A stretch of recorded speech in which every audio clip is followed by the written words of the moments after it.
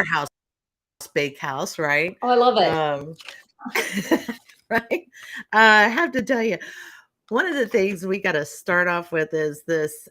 You did some great speaking, you've done TEDx and all the things. And the biggest thing is like you just your zone of bring in flat speaking. And what got you started in that? Well, I would say, Lena, that I've always had a heart-centered passion for oratory, for the power of speaking, of storytelling. You know, as a child, I grew up on a farm, and my front porch was a proscenium stage. I would create radio talk shows with my siblings, dinner theater for my parents' wedding anniversary each year. And so I just grew into this big, creative, theatrical performer. And as I got older and progressed through high school, and I had done theater, speech, and all kinds of different performing arts and got college degrees in it, I realized the power of theater, of public speaking, of the tools of improvisation, and all of that really served me well, not only in the interviewing process, but in my work. And what I noticed more than ever before is that people have different perceptions of how they present, that too many times they go into a presentation not prepared, not putting in the effort that it takes, and just oozing out information, and it becomes data driven, way too much text on their PowerPoints, death by PowerPoint as I call it.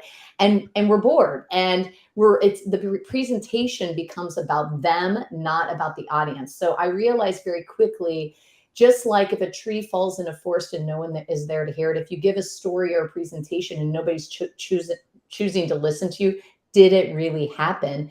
It's all about audience centeredness. And what makes a presentation audience centered is engagement. It's tapping into those different types of listeners, having audible, kinesthetic, visual strategies, but also being able to tap into that authentic style. We want the real you. And so that's where I protect audiences from boring speeches. Is I love the challenge of individualizing presentations and giving audiences a thirst and a hunger for what's to come and piquing their curiosity. Oh, I love all of that. That's amazing. That is incredible. And so just doing that from as a child on a front porch, I love that. And I think that there's a story behind that. Speaking of front porches, because there's you have an interesting differentiator, right? Our big word today that you're on a farm, and it's generational. You were telling me earlier, and you've got to talk about this. How that it came on a wagon. Tell me all about that.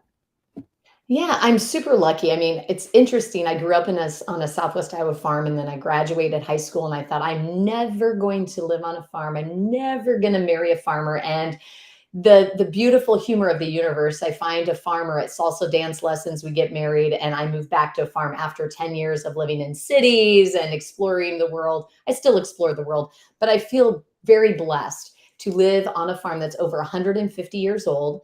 My son is the sixth generation to live here. It's a big white Victorian home that was built in the 1880s and came on a train from Kentucky in parts and pieces. It's a barber home. So if you research that, very Gothic style, and came all the way to Hastings, Iowa, and then the last 4 miles to our farmstead on horse and buggy. And so I can't imagine my husband's great great grandmother as she's just waiting for those pieces to put together. And it used to house two families. And so I love sharing this beautiful space with organizations for retreats, deep dive workshops for my clients individually, small teams. And I have a herd of goats as well as cattle and ducks and chickens. So it's a true functioning farm where my husband's mantra is all about soil health. So I do feel what is beautiful for me is not only having the power of virtual coaching programs, but also I offer deep dive experiences where you can tap into the authentic speaker that you are, up level that so that you can show up as the leader, magnetic speaker that you are. Wow. So you can wow. So you actually have people come out there, spend time at the farm. What all do they get to interact with the animals and the goats? And how often do you do this? This sounds incredible. Like what a getaway for people and to really focus on learning how to present. Right. So I've worked with individuals who want to really focus in on a concept of why do I really tap in? Why am I a perfectionist? Or why am I not fully present? Or how can I listen more effectively or let go of control? Have come with some sort of issue that they want to explore and get curious about. So they spend time with my goat herd with an intention. And what's interesting is it's you really become naturally you around animals, or something gets revealed because animals tune energy, and goats Yeah. are very curious. They're very smart. And I've done some research with their communication patterns. And we have a herd of 27, and all of them have different personalities. Some are very friendly, others are more standoffish. But how you show, it's like a networking event, right? You're walking into this experience going, okay, what's going to happen here?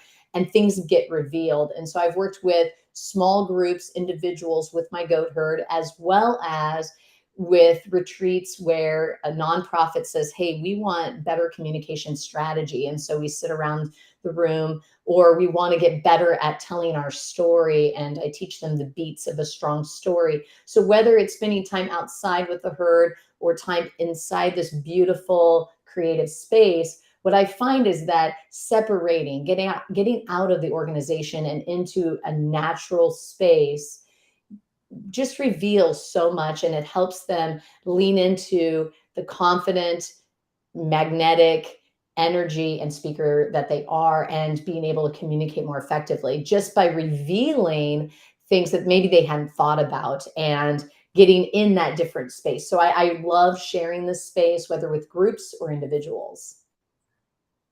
Wow.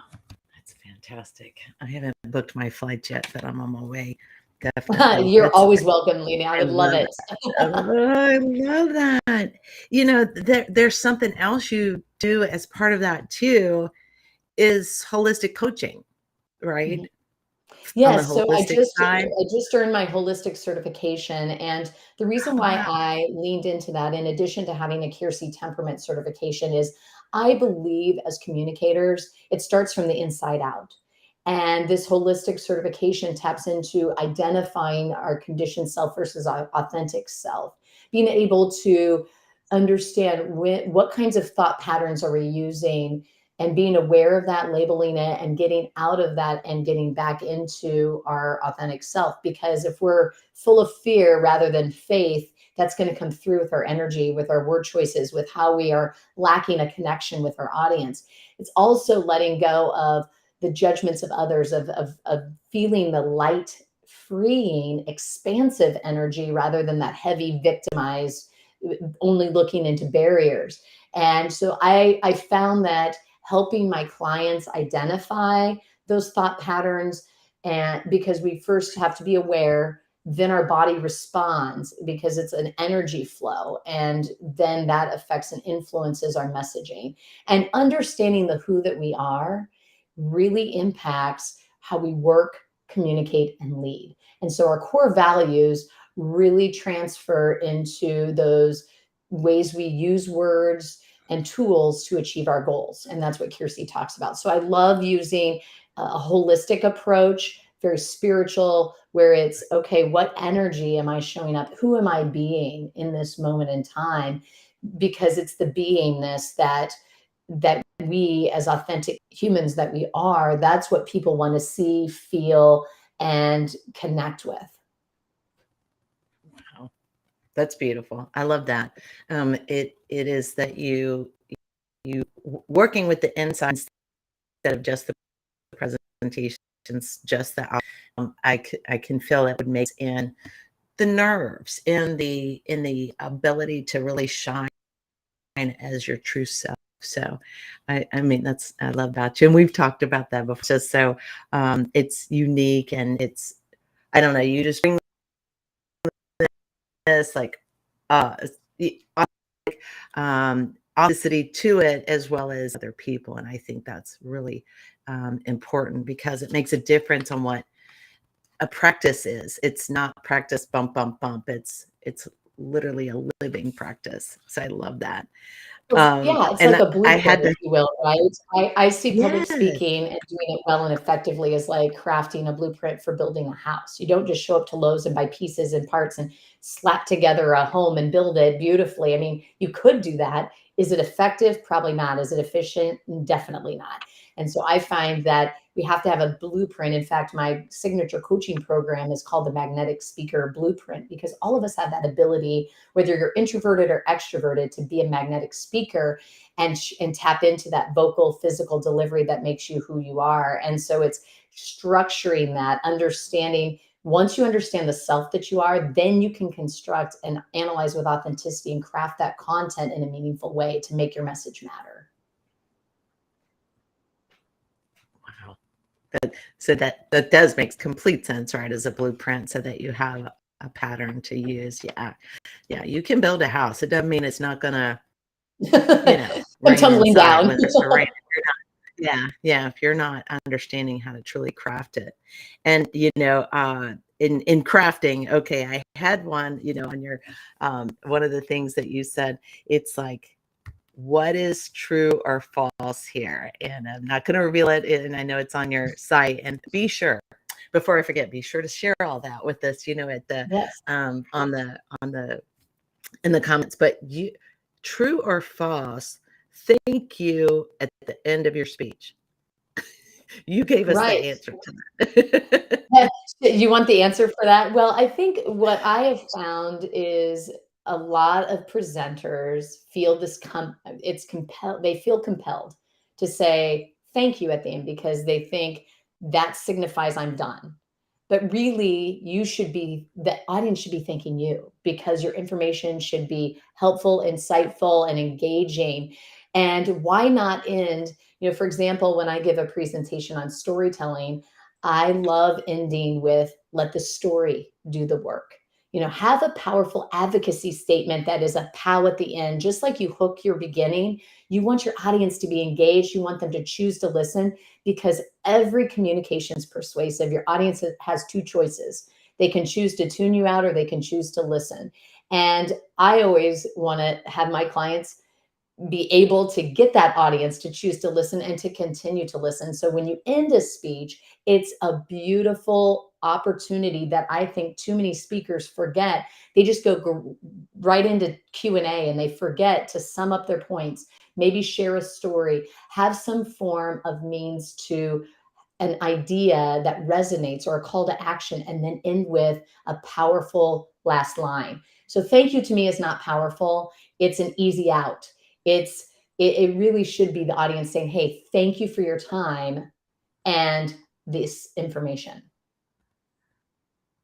Wow. Wow. And now I'm speechless because I don't know what I'm going to do to end. The end. Now you got me. Ending is hard, right? It's hard to know how to start and know how to end. Yeah, And that's a big part of what I teach my sure. clients is, you start in the middle. You got to Yeah. know that 75 to 80% of what you're talking about, and then align what you're talking about, not only with the topic, but with your speaker style. Some people do not feel comfortable starting with a story. Well, then don't do that.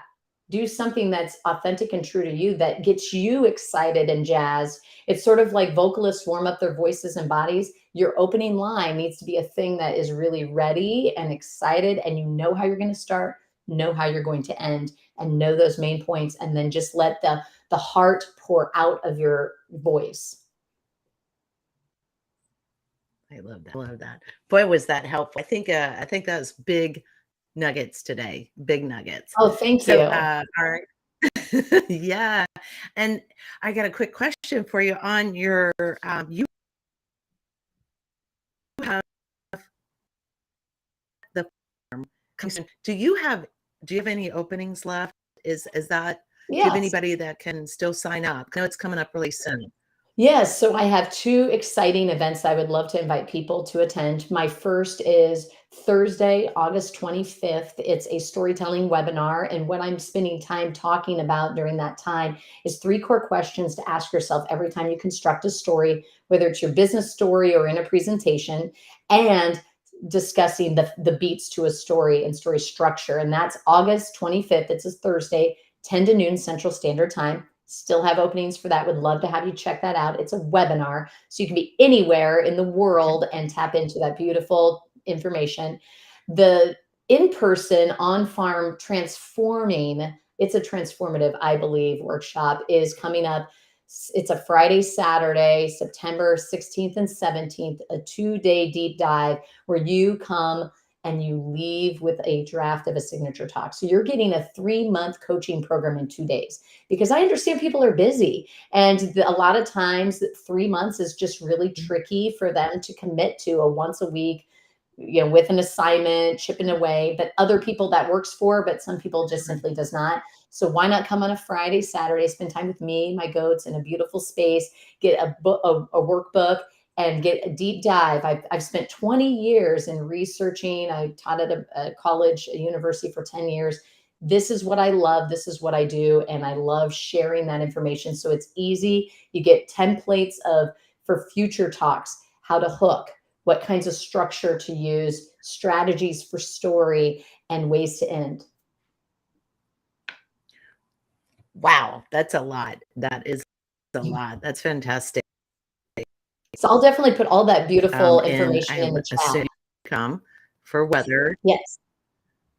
Yes, and Yes, absolutely. People can reach out to me definitely. and say if they want a deep dive on the farm. I definitely make spaciousness and time for that. It's important to me. Webinars for their organizations or one-on-ones. So virtual coaching is an option, or in-person is also an option. I do both. I do hybrids as well. So I have some clients that sign up for my 3-month signature coaching program and come some to the farm and some virtual. So you have options there. I'm very flexible.